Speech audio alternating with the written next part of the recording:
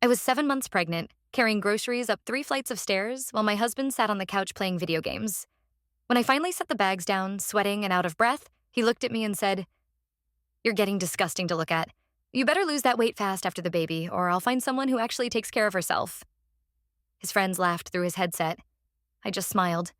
72 hours later, he was calling me nonstop, begging me to come back. I still can't believe I'm sitting here, hiding in my sister's guest room, trying to process what happened today. The worst part? I'm not even surprised. Not really. I'd been watching Mike change over the past 7 months. Ever since I told him I was pregnant. The man who once looked at me like I hung the moon now couldn't even be bothered to help me carry groceries up the stairs to our third-floor apartment. Today was just the breaking point. I'd spent the morning at work, then stopped by Trader Joe's to pick up groceries on my way home. Our building's elevator has been out of service for 2 weeks now, and management keeps saying it'll be fixed any day now. So there I was, waddling up 3 flights of stairs with heavy grocery bags, making multiple trips because I couldn't carry everything at once with my pregnant belly in the way. When I finally made it inside our apartment, Mike was sprawled on the couch, headset on, controller in hand, surrounded by empty Red Bull cans and chip bags. The living room looked like it hadn't been touched since I left this morning. Dirty dishes still on the coffee table, his laundry in a pile on the floor that he'd promised to fold yesterday. "Can you help me bring up the rest of the groceries?" I asked, trying to catch my breath. "There are still 4 bags in the car." He barely glanced at me. "I'm in the middle of a match," he mumbled, his eyes never leaving the screen. "Can't you see I'm busy?" So I went back down, and up, and down again, and up again. By the 6th trip, I was drenched in sweat, my back screaming in pain, ankles swollen inside my shoes. When I finally set down the last bags, I collapsed into a kitchen chair, trying to steady my breathing. That's when Mike looked over at me, his eyes traveling from my flushed face down to my swollen belly, and said those words that still echo in my ears. "You're getting disgusting to look at. You better lose that weight fast after the baby, or I'll find someone who actually takes care of herself." I froze. What made it worse was hearing his friends laugh through his headset. He'd said it loud enough for them to hear. He wanted them to hear it. He wanted an audience for his cruelty. Instead of bursting into tears like he probably expected, I walked over, smiled, kissed his forehead, and told him I needed a shower. The confused look on his face almost made me laugh. He expected me to scream, to cry, to beg him to take it back. But I was done begging. In the shower, with the water drowning out any sounds, I finally let the tears come. But they weren't just sad tears. They were angry tears, clarity tears. This wasn't just about his cruel comment. This was about his weekend trips to Vegas that kept appearing on our bank statements. This was about the mysterious charges at clubs in cities he wasn't supposed to be in. This was about the woman named Amber who kept texting him at odd hours about how much fun they'd had together. What Mike didn't know was that I'd been planning my exit for weeks. Today just confirmed what I already knew. I needed to get out. And I needed to protect myself and my baby. I got out of the shower, put on my most comfortable maternity dress, and texted my sister, Anne. "It's happening. Can you come tomorrow with the truck?" Updated. Guys, I'm overwhelmed by your support on my last post. So many of you asked for updates, so here's where things stand. I've been documenting everything Mike says and does, plus all financial records. My sister's been amazing through this. Do you think I should have confronted him directly instead of planning a quiet exit? Mike and I met 5 years ago at a community theater production of Rent. I was working on costumes. He was playing Roger. Charming, passionate, the center of attention. I fell hard. Everyone did. Mike had this way about him, this charisma that made you feel special when he focused on you. We moved in together after 8 months, and that's when the small red flags started appearing, though I was too love-blind to see them. The first time I noticed something was off was when our rent was due, and Mike had forgotten to deposit his half. No big deal. I covered it. But then it happened again, and again. Eventually, without any actual discussion, I became responsible for all our bills. Mike was always between jobs, his band was about to make it big, or his YouTube gaming channel was just one viral video away from sponsorships, or his cryptocurrency investments would pay off any day now. None of them ever did, but I kept believing in him because that's what partners do, right? I worked overtime at my marketing job, took on freelance projects on weekends, and somehow we made it work. Or rather, I made it work while Mike dreamed big and contributed little. When I got a promotion 3 years into our relationship, Mike suggested combining our finances to make things easier. I remember feeling uncomfortable but agreeing because he made it seem like I didn't trust him. He set up the accounts, managed the passwords, and suddenly I had to justify every purchase while he made withdrawals without explanation. "We need to build my gaming setup if we want the channel to succeed," he'd say, or "This investment opportunity won't wait." Meanwhile, when I wanted to buy a $30 maternity shirt, he'd lecture me about unnecessary expenses. The pregnancy wasn't planned, but after the initial shock, I was excited. Mike seemed happy too. At first, he talked about becoming a family, even suggested we get married before the baby arrived. But his behavior started shifting around month 3. He became more distant, spent more time gaming with his friends, stopped helping around the house entirely. The weekend trips started happening more frequently. Just guys' trips to blow off steam before becoming a dad. I wanted to believe him. I ignored the late-night texts, the unexplained charges, the way he'd come home smelling like unfamiliar perfume. I told myself pregnancy hormones were making me paranoid. I convinced myself that once the baby arrived, things would get better. Mike would step up, be the partner and father I knew he could be. But deep down, I knew better. Last night, while taking my shower after the grocery incident, I heard my phone ping repeatedly. I wrapped myself in a towel and checked the notifications. Our bank app was alerting me to several large withdrawals: $800 at an ATM in Vegas, $350 at a club called Sapphire, $500 at the Bellagio Hotel, all from our joint account, all from the money I'd set aside for baby expenses. When I confronted Mike after my shower, his entire demeanor changed. The lazy gamer disappeared, replaced by an angry, defensive man I barely recognized. "You're tracking my spending now? What, you don't trust me?" he snapped, snatching my phone and scrolling through the notifications. "This is why I needed a break from you. You're so controlling, always watching everything I do." "Mike, that's our baby fund. We agreed. I'm allowed to have some fun before I'm trapped with the kid for the next 18 years. He threw my phone onto the couch. "You're being crazy and hormonal. I was with the guys. It was a bachelor party." I might have believed him if I hadn't seen the text that came through while he was holding my phone. From someone named Amber. "Last weekend was amazing. When can you get away again? My roommate's out of town next Friday." The message preview was there for just a second before Mike quickly dismissed it, but it was enough. That was my boom moment. The final puzzle piece that showed me exactly who my husband really was. Updated.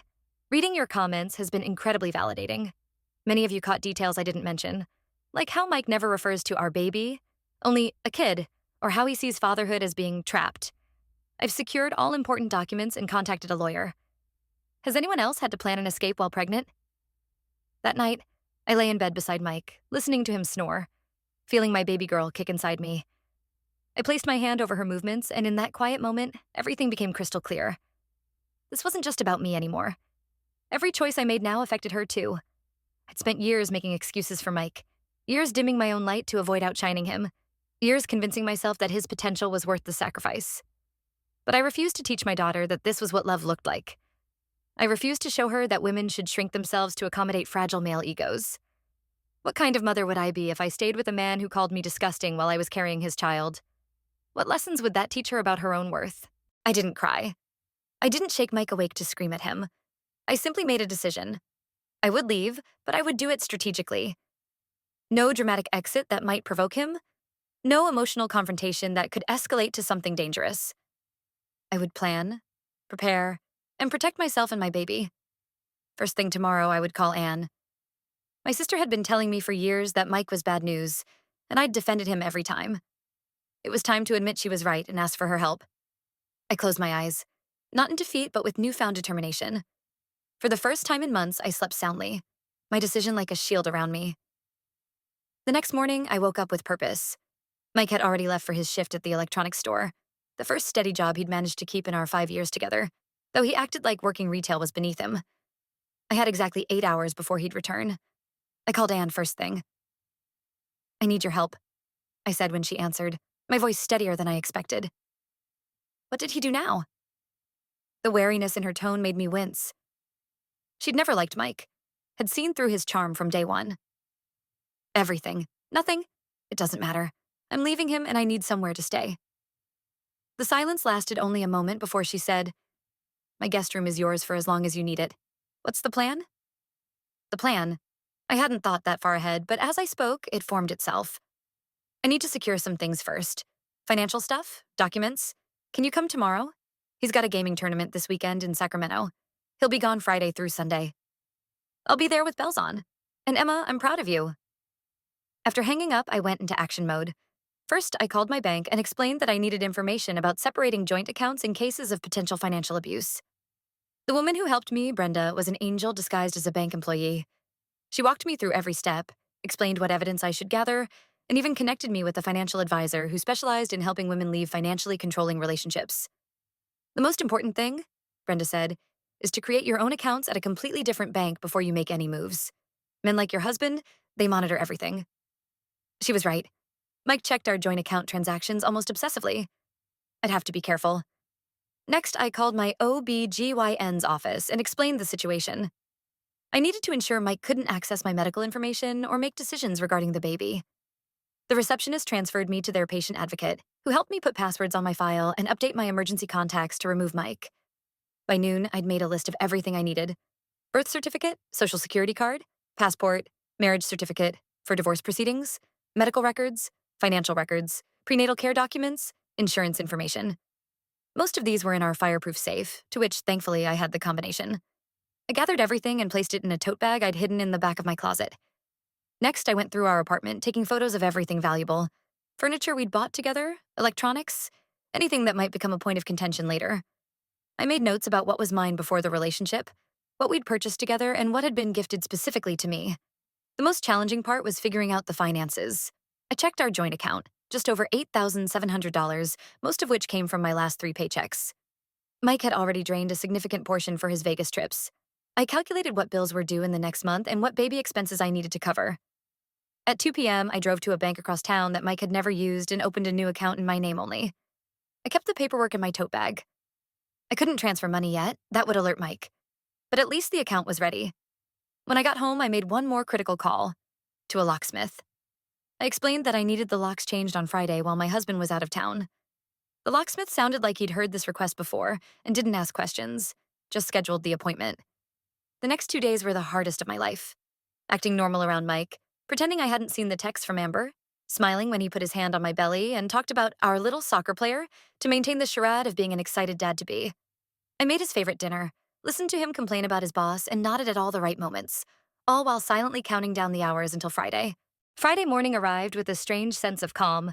Mike packed for his gaming tournament, kissing me goodbye with a casual, "Try not to miss me too much," as if his cruelty from 2 days ago had never happened. The moment his car pulled out of the parking lot, I sprang into action. Anne arrived an hour later with her SUV and her husband, Tom.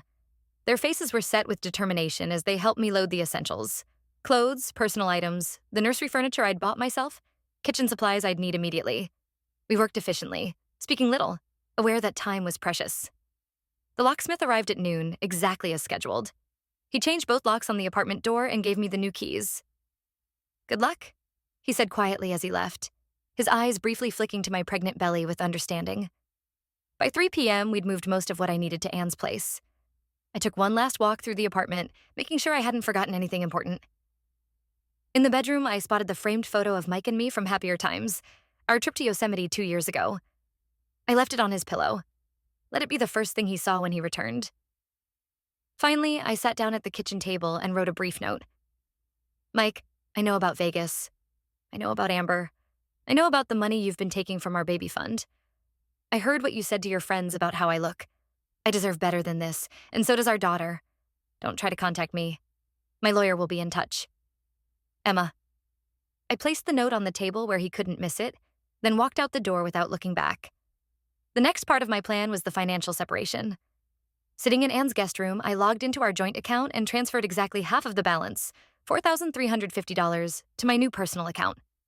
I then changed my direct deposit information at work to go to my new account starting immediately.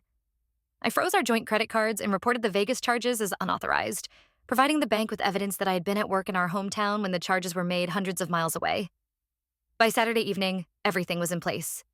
I turned off my phone and slept better than I had in months. Sunday morning, I turned my phone back on to contact my parents and close friends before Mike could spin the story. The notifications flooded in immediately. 14 missed calls from Mike, 8 voicemails, 27 text messages. I didn't read them. Instead, I sent a brief message to my inner circle. "Mike and I have separated. I'm safe at Anne's with the baby. Please respect my privacy during this difficult time. I'll share more when I'm ready." Mike didn't know I was at Anne's. He'd never bothered to get her address or maintain any kind of relationship with my family, but I knew it was only a matter of time before he figured it out. The first voicemail came through around 4 p.m. on Sunday, according to the timestamp. Mike must have returned from his tournament to find the locks changed. His stuff still there, but mine gone. And my note on the table. What the hell, Emma? Call me back right now. This isn't funny. His voice was controlled, but I could hear the edge of panic. The second voicemail, timestamped 4:17 p.m. Open the damn door, Emma. I know you're in there. The neighbors said they saw you come home. He was lying. I hadn't been near the apartment since Friday. The messages escalated from there, growing increasingly desperate. You can't just take my stuff and change the locks. Where are you? Are you at your sister's? Answer me. This is my apartment too. You can't just kick me out. Emma, please, we need to talk about this. Whatever you think is happening, you're wrong. Amber is just a friend. Baby, please come home. I miss you. I'm sorry for what I said. By the 27th call, his voice had changed completely. The anger was gone, replaced by tearful pleading. Emma, please. I'm sorry. I'll do better. I need you. The baby needs me. We're a family. Please come home. It was strange how removed I felt listening to these messages. A week ago, his tears might have swayed me. A month ago, I would have been in my car, racing home to comfort him. But now, all I felt was relief. Relief at being away from his manipulation, his lies, his financial control, and his casual cruelty. I blocked his number and turned my attention to the baby supplies Anne and I had set up in the guest room. A crib I'd bought secondhand and repainted. A changing table stocked with diapers and wipes. A rocking chair positioned near the window where sunlight streamed in. This little corner of Anne's house felt more like home than my entire apartment with Mike ever had. Monday morning brought another challenge. I had to go to work. Anne offered to call in sick to stay with me, but I refused. I need normal, I told her. I need to feel like myself again. At work, my coworkers were wonderfully discreet. Word had spread about my separation. Small offices are worse than small towns for gossip, but no one pressed for details. My boss, Janice, called me into her office to express her support and assure me that my upcoming maternity leave was secure. And if you need flexible hours before then, just say the word, she added. I was heading to my car after work when I spotted Mike's Ford Fiesta pulling into the parking lot. My heart rate spiked. I hadn't expected a confrontation so soon, especially not at my workplace. I ducked behind a larger SUV, weighing my options. I could go back inside, but that would just postpone the inevitable. I could call security, but that felt extreme. Or I could face him here, in public, where he'd be less likely to make a scene. Before I could decide, Mike spotted me. He jogged over, his face a mask of false concern. Emma, thank God, I've been so worried. He reached for my arm, but I stepped back. Babe, what's going on? Why did you leave like that? Why aren't you answering my calls? I looked at him, really looked at him, and saw a stranger. The man I'd fallen in love with, the charismatic actor with big dreams, had never really existed. He'd been a character, a performance designed to secure a comfortable living situation with minimal effort on his part. I told you in my note, I said calmly. I know everything, Mike. I know about Amber. I know about the money. I know what you really think of me. His face did an interesting dance between expressions. Shock, anger, calculation, and finally, counterfeit remorse. That was nothing. A stupid comment. I didn't mean it. You know how the guys can be. We talk trash. It doesn't mean anything. And Amber? Does she mean anything? He flinched. That was a mistake. A one-time thing. I almost laughed. The lies were so transparent now. The Vegas trips were multiple times, Mike. The texts go back months. I can explain. I don't want your explanations. I cut him off. I want a divorce. That word, divorce, seemed to finally penetrate. His face hardened. You can't support yourself. You need me. I felt a surge of that same clarity that had guided me since Thursday night. No, Mike. I supported us. Me, my paychecks, my overtime, my side gigs. You were the one dependent on me, not the other way around. His mouth twisted. Good luck paying rent on a single income with a baby. You'll be begging me to come back within a month. I smiled, genuine this time. I already paid the rent, on a new place. I start moving in next week, and I've already contacted a lawyer. You'll be hearing from them soon. As I walked away, Mike called after me, his voice rising with each word. You can't do this. This is my baby too. You can't just take my child. I turned back for one last look. You called me disgusting for carrying your child, Mike. You spent our baby fund on another woman. Think about that before you talk about parental rights. I got in my car, locked the doors, and drove away. In my rearview mirror, I could see Mike standing in the parking lot, getting smaller with each second, just like his power over me. 6 months after leaving Mike, I'm rebuilding with strength I never knew I had. I last saw him when I drove away from that parking lot. Now, we only communicate through lawyers. Lily was born 3 weeks after I settled into my cozy one-bedroom apartment. Anne supported me through labor, and when I held my screaming newborn, I knew I'd made the right choice. Mike sent flowers and a card begging us to return, but I donated his gifts and filed the card for my lawyer. The divorce was swift since Mike had little to claim. His custody fight was a ploy to get my 401k, but my lawyer's evidence crushed that. He got standard visitation but has only shown up twice, using his mother for childcare while he faked fatherhood for social media. I'm thriving professionally, promoted to head our digital marketing team with a raise that eases single motherhood. Friends, family, and fellow moms provide a solid support network. Mike, however, lost his job and is failing at get-rich-quick schemes, living with his parents. Amber left him when my money ran dry. Rocking Lily to sleep, I reflect on nearly staying with a man who disrespected me. Leaving was tough, but watching my daughter grow in a loving home confirms I chose right. The woman who endured Mike is gone, replaced by someone who values herself too much for his crumbs. Updated. This journey has taught me so much about strength I didn't know I had. Many of you have shared similar stories in the comments, and I'm moved by your courage. Lily is thriving, and I've started dating again. Slowly and cautiously. Would you have left sooner if you were in my shoes? Or did I time my exit just right?